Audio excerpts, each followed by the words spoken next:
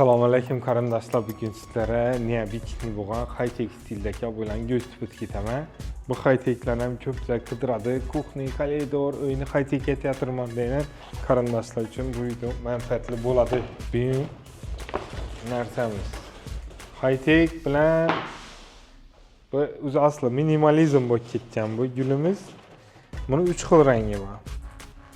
Bir teri bilan zilonni aralashib ketgani bor, keyin jemchiqqa oltin tushirilgani bor.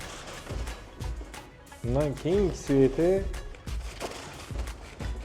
ochiq seri svet. 3 xil rangi bor shu narsamizni o'zini. Kelib bemalol asl barakadan olaverasizlar. Keyingisi o'zi high-techni eng nejnisi shu bo'lsa kerak. Ranglar ham bir вообще sochni bo'lib chiqqan.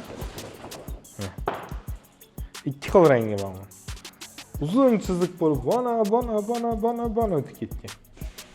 2 xil rangi bor. Bundan tashqari keyingi ko'rsatadiganimiz sizlarga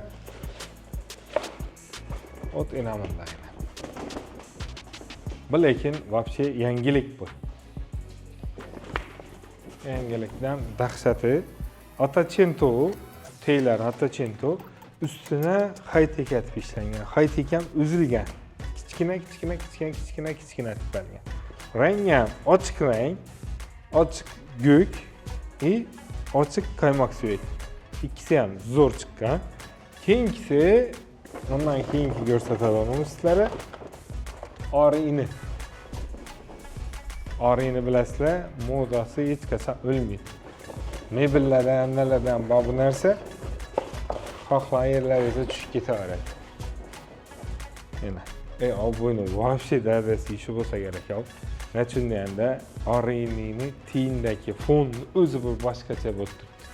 Donishi berilgan, Atacento'ni iratib berilgan uzori, Orini ham nizat har yerlarga tushirilgani. Ikkinchi narsa inom bunday. Bu lekin 3D ham ishlangan.